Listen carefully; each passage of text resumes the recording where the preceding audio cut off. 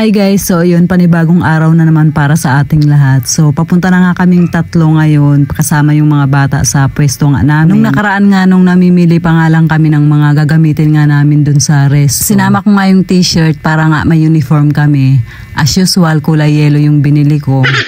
Gusto nga sana ni Geraldine itim yung kulay na bibilin nga namin para daw hindi madumihin.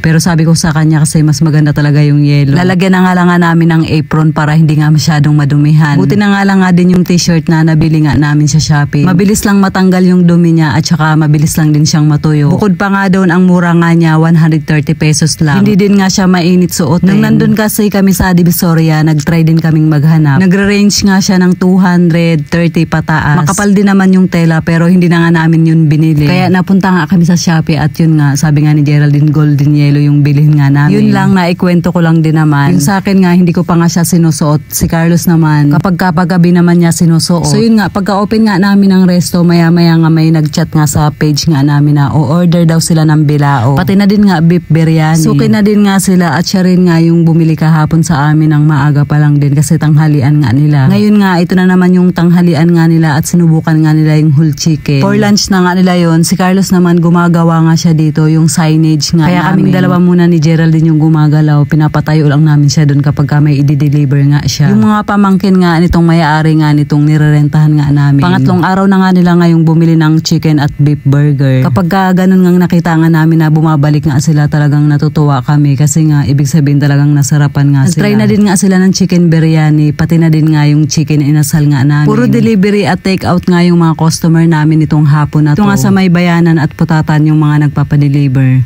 Buti na nga lang nga din at malapit lang din siya kaya nakakabalik din agad si Carlos. Pagkabalik nga niya, meron na namang panibagong i-deliver. Then umakyat nga si Errol yung nagmamanage nga ng lugar na to. Sinabi nga niya sa akin na aayusin nga daw yung tubo ng linggo. Kasi meron din talagang time na hindi na nga dumadalo yung tubig kaya baka papalitan na yung tubo. Yun nga sabi niya, babalitaan na nga lang nga niya ako kung ano man yung gagawin dun sa tubo. Pero parang buong linggo lang din naman gagawin. Sabi ko nga sa kanya, hindi kami mag-o-open kasi pahinga din namin yun. Bandang gabi nga, puro take out at deliver pa rin yung mga customer nga namin. Then mga 10:45 naman, nagligpit na nga kami. Naligo muna nga kami ni Geraldine bago nga kami umuwi.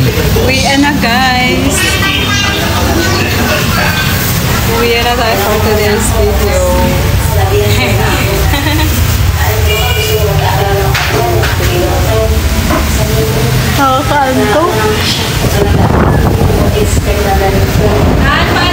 So yun na guys, hanggang dito na lang po yung ating video for today. Maraming salamat po sa inyong panonood. Mag-iingat po kayo palagi. God bless and babush!